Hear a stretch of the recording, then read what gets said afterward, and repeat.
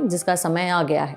मैं इस सदन को सुझाव देता हूं कि दुनिया में एक प्रमुख आर्थिक शक्ति के रूप में भारत का उदय ऐसे ही विचारों में से एक है। भारत अब पूरी तरह से जाग चुका है, हम जीतेंगे। वित्त मंत्री के तौर पर डॉक्टर मनमोहन सिंह ने अपने पहले ऐतिहासिक बजट भाषण का कुछ इस तरह समापन किया था। 1991 में जब मनमोहन सिंह वित्त मंत्री बने, उस समय भारत दिवालिया होने की कगार पर था। विदेशी मुद्रा भंडार करीब करीब खाली था। खाड़ी युद्ध ने भारत को और मुश्किलों में डाल दिया था, क्योंकि कच्चे तेल की कीमतें आसमान छू रही थीं। भारतीय रुपया बेदम था। रुपए की कीमत 18% तक नीचे आ चुकी थी। सरकारी खर्चे पूरा करने के लिए सरकार का खजाना खाली हो चुका था।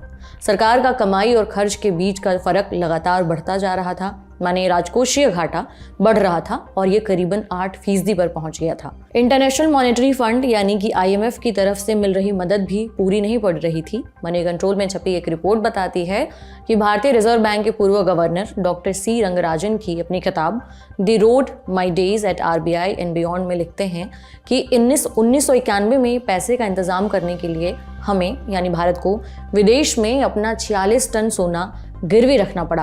कुल मिलाकर ये वो दौर था जब आज़ादी के बाद भारत अपने सबसे गंभीर आर्थिक चुनौतियों का सामना कर रहा था। इस संकट की घड़ी में नरसिम्हा राव सरकार में तत्कालीन वित्त मंत्री रहे डॉक्टर मनमोहन सिंह ने 1991 में आर्थिक सुधारों को शुरू करने का फैसला किया।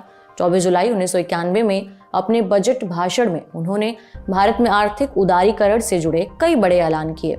बतौर वित्त मंत्री अपना पहला बजट पेश करते हुए मनमोहन सिंह खूब बोले। उनका ये भाषण आज तक का सबसे लंबा बजट भाषण बन गया। उनका ये भाषण 18,650 शब्द लंबा था। लेकिन ये भाषण महज आंकड़ों और तथ्यों का पिटारा नहीं था। इसमें ऐसे कई बदलाव पेश किए गए थे कि इस भाषण को कुछ लोग देश का बेहतरीन आर्थिक भाषण भी कहने लगे। इस बजट में उदारीकरण यानी कि लिबरलाइजेशन, निजीकरण यानी प्राइवेटाइजेशन और वैश्वीकरण यानी कि ग्लोबलाइजेशन की बात की गई। मनमोहन सिंह ने इस बजट में कॉरपोरेट टैक्स की दरों को 5 परसेंटेज पॉइंट बढ़ाकर 45% पर कर दिया। बैंक डिपॉजिट पर TDS यानी सोर्स पर टैक्स डिडक्शन लगाने का फैसला किया। रसोई गैस सिलेंडर, फर्टिलाइजर और पेट्रोल की कीमतों में इजाफा भी किया। इसके साथ ही चीनी पर सब्सिडी खत्म कर दी गई। इस बजट ने भारत की अर्थव्यवस्था की दिशा पूरी तरह से बदल दी। इस बीच प्रधानमंत्री PV नरसिम्हा राव ने नई औद्योगिक नीति की घोषणा की। इस औद्योगिक नीति के जरिए सरकार ने 51% तक प्रत्यक्ष विदेशी निवेश यानी FDI की अनुमति दी। इसने भारतीय अर्थव्यवस्था में काफी बदलाव लाए। डॉक्टर मनमोहन सिंह ने अपने बजट भाषण में ये साफ किया, औद्योगिकीकरण के लिए 4 दशकों की योजना के बाद अब हम विकास के उस चरण पर पहुंच गए हैं जहां हमें विदेशी निवेश से डरने की बजाय उसका स्वागत करना चाहिए। प्रत्यक्ष विदेशी निवेश से आए पैसे से टेक्नोलॉजी और मार्केट तक पहुंच मिलेगी। बतौर वित्त मंत्री डॉक्टर मनमोहन सिंह ने जो काम किया उससे देश की इकोनॉमी को काफी फायदा हुआ। डॉक्टर मनमोहन सिंह ने जिस खुलेपन की बात की थी, अब उसका फायदा भारत में दिखने लगा। बड़ी मात्रा में भारत में विदेशी निवेश आया, नई तकनीक भारत पहुंचने लगी और भारतीय उद्योगों का सामान विदेशी बाजारों में पहुंचने लगा।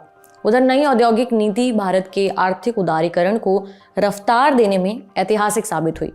सरकार ने कुछ उद्योगों को छोड़कर सभी औद्योगिक लाइसेंसिंग को खत्म कर दिया। सरकार को सार्वजनिक क्षेत्र में अपनी हिस्सेदारी बेचने की इजाजत दी गई। उन्होंने चुनिंदा सार्वजनिक क्षेत्र के उपक्रमों में म्यूचुअल फंड, निवेश संस्थानों और उन फर्मों के श्रमिकों को 20% तक सरकारी इक्विटी की पेशकश करने का सुझाव दिया। Monopolies and restrictive trade practices यानी कि MRTP एक्ट में संशोधन किया गया।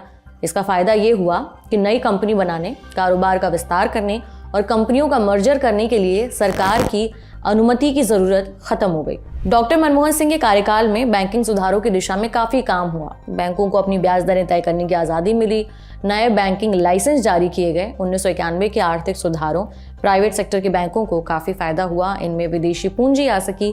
इन सुधारों ने कई मल्टीनेशनल कंपनियों को भारत में आने का रास्ता दिया। पहली दफा भारतीय शेयर मार्केट में विदेशी संस्थागत निवेशकों यानी FII को निवेश करने की अनुमति मिली। शेयर मार्केट रेगुलेटर SEBI को भी काफी अधिकार दिए गए। इंडियन एक्सप्रेस में छपी एक रिपोर्ट के मुताबिक 1991 में कॉमर्स सेक्रेटरी रहे मोंटेक सिंह आलूवालिया ने लिखा कि उस साल बजट भाषण के दौरान सिंह ने यानी कि मनमोहन सिंह ने सरकार की सुधार नीतियों पर सवाल उठाने वाले विपक्षी दलों की आलोचना से निपटने के लिए चुप्पी की परंपरा को तोड़ दिया। अपनी पुस्तक back stage the story behind India's high growth years में अहलूवालिया लिखते हैं, ये मनमोहन सिंह का एक राजनेता के रूप में पहला प्रयास था जिसमें उन्होंने आलोचना का जवाब दिया और सुधारों के पक्ष में जनमत बनाने की कोशिश की। पहले की उलट वे अब खुले तौर पर वामपंथियों पर हमला कर रहे थे। हालांकि वो अब भी आलोचना करने के लिए फटकार लगाने की तुलना में आलोचकों के नजरिए को बदलने में ज्यादा रुचि रखते थे। इंडिया टुडे की एक रिपोर्ट में कहा गया है कि अमेरिकी पत्रकार चार्ली रोज के साथ एक इंटरव्यू में मनमोहन सिंह ने बताया कि कैसे वो अपनी साधारण शुरुआत के बावजूद पूंजीवादी बन गए। वरिष्ठ पत्रकार नीरजा चौधरी की किताब हाउ प्राइम मिनिस्टर्स डिसाइड के मुताबिक चार्ली रोज ने पूछा कि डॉक्टर सिंह ने देश में असमानता को दूर करने के लिए समाजवाद, एक नियोजित अर्थव्यवस्था और राज्यवादी उपायों को क्यों चुना। उन्होंने जवाब में कहा, उन्हें भी लगता है कि समानता काफी जरूरी है। मेरा मानना है कि पूंजीवाद से तेज तरक्की होती है। वहीं डॉक्टर मनमोहन सिंह ने बतौर प्रधानमंत्री भी आर्थिक सुधारों से जुड़े कई महत्वपूर्ण फैसले किए। उन्होंने 2004 के आम चुनावों के बाद 22 मई को प्रधानमंत्री के रूप में शपथ ली। 22 मई 2009 को दूसरे कार्यकाल के लिए पद की शपथ ली थी और 2014 तक देश के प्रधानमंत्री रहे। उनके पहले कार्यकाल यानी 2004 से 9 के बीच देश की जीडीपी लगभग 8% की औसत दर से बढ़ी। उस वक्त प्रमुख अर्थव्यवस्थाओं के मुकाबले चीन के बाद भारत आर्थिक ग्रोथ में दूसरे नंबर पर था। उन्हें 2008 के वैश्विक वित्तीय संकट से भारत को बचाने का श्रेय जाता है। 2008 में वैश्विक मंदी के चलते भारत की अर्थव्यवस्था गड़बड़ा गई थी। भारत के शेयर बाजार औंधे मुंह गिर चुके थे, लेकिन माना जाता है कि मनमोहन सरकार ने मंदी से निपटने के लिए कई जरूरी कदम उठाए।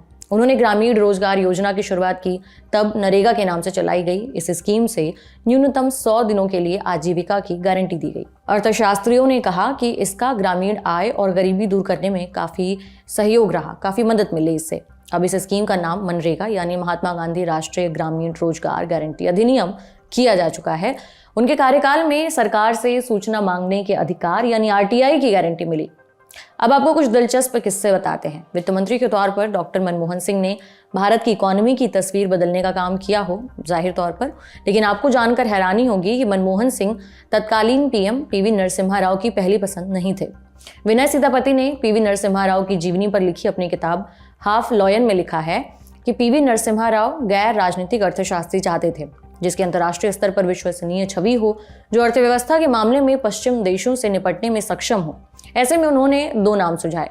पहला लंदन स्कूल ऑफ इकोनॉमिक्स के पूर्व निदेशक प्रोफेसर IG पटेल और दूसरा भारतीय रिजर्व बैंक के पूर्व गवर्नर और अर्थशास्त्री डॉक्टर मनमोहन सिंह का। IG पटेल के मना करने के बाद डॉक्टर मनमोहन सिंह को वित्त मंत्री की शपथ दिलाई गई। मनमोहन सिंह को लेकर इसी दौर का एक मशहूर किस्सा है।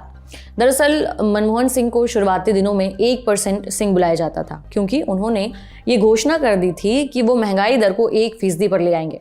अपने वित्त मंत्री के कार्यकाल के दौरान उन्होंने पार्टी के कद्दावर नेताओं मसलन अर्जुन सिंह और AK एंटनी वगैरह की आलोचना से तंग आकर 3 बार अपना इस्तीफा नरसिम्हा राव को भेज दिया था। हालांकि नरसिम्हा राव हर बार उनका इस्तीफा लौटा देते। उनका यही रटा रटाया जवाब होता कि इस आलोचना का केंद्र मैं हूं, तुम अपने पर मत लो। पूर्व प्रधानमंत्री मनमोहन सिंह से जुड़ा एक और किस्सा काफी मशहूर है। वित्त मंत्री बनने से पहले डॉक्टर मनमोहन सिंह सितंबर 1982 से जनवरी 1985 तक RBI के गवर्नर थे। इस दौरान मनमोहन सिंह ने तत्कालीन प्रधानमंत्री इंदिरा गांधी को अपना फैसला पलटाने पर मजबूर कर दिया था। ये किस्सा छपा है RBI governors the jars of monetary policy नाम की किताब में। इसे छापा है रूपा प्रकाशन ने। लेखक हैं गोकुल राठी। वो बताते हैं या लिखते हैं कि दरअसल मामला ये था कि इंदिरा सरकार ने तय किया कि विदेश के बैंकों की जो अलग अलग शाखाएं होती हैं उन्हें अब से RBI लाइसेंस नहीं देगा। मनमोहन सिंह को लगा कि यह RBI की स्वायत्तता पर, उसकी ऑटोनॉमी पर एक खतरा है, तो उन्होंने वित्त मंत्री प्रणब मुखर्जी और प्रधानमंत्री इंदिरा गांधी को अपना इस्तीफा भेज दिया। बाद में वो इंदिरा गांधी को ये मनाने में कामयाब रहे कि कैबिनेट का फैसला सही नहीं था, इसलिए ये पॉलिसी कभी लागू ही नहीं हुई और आखिर में भुला दी गई। मनमोहन सिंह ने एक बार टिप्पणी की थी कि RBI और सरकार के बीच में रिश्ते पति पत्नी की तरह होते हैं और उन्हें आपसी मतभेदों को इस तरह सुलझाना चाहिए कि दोनों संस्थाएं सामंजस्य के साथ काम कर सकें। आपको ये भी बता दें कि पूर्व प्रधानमंत्री मनमोहन सिंह का लंबी बीमारी के बाद 92 साल की उम्र में गुरुवार 26 दिसंबर को दिल्ली में निधन हो गया। मनमोहन सिंह का जन्म 26 सितंबर 1932 को अविभाजित भारत के पंजाब प्रांत के एक गांव में हुआ था। उन्होंने 1948 में पंजाब यूनिवर्सिटी से अपनी मैट्रिक की शिक्षा पूरी की। पंजाब से वो ब्रिटेन की कैम्ब्रिज यूनिवर्सिटी तक पहुंचे, जहां उन्होंने 1957 अर्थशास्त्र में फर्स्ट क्लास ऑनर्स की डिग्री हासिल की। इसके बाद उन्होंने 1962 में ऑक्सफोर्ड यूनिवर्सिटी के नफील्ड कॉलेज से अर्थशास्त्र में डी.फिल की उपाधि ली। मनमोहन सिंह ने पंजाब यूनिवर्सिटी और दिल्ली स्कूल ऑफ इकोनॉमिक्स में पढ़ाया। 1971 में मनमोहन सिंह भारत सरकार की कॉमर्स मिनिस्ट्री में बतौर आर्थिक सलाहकार शामिल हुए। इसके बाद वो कई महत्वपूर्ण पदों पर रहे, जैसे वित्त मंत्रालय में सचिव, योजना आयोग के उपाध्यक्ष, भारतीय रिजर्व बैंक के गवर्नर, प्रधानमंत्री के सलाहकार और विश्वविद्यालय अनुदान आयोग के अध्यक्ष। बाद में 21 जून 1991 से 16 मई 1996 तक भारत के वित्त मंत्री भी रहे और बाद में लंबे समय तक देश के प्रधानमंत्री भी बने। वो 2004 से 2014 तक देश के प्रधानमंत्री रहे थे। आज के बुलेटिन में इतना ही। आपके लिए बुलेटिन लिखा था हमारे साथी प्रदीप यादव ने।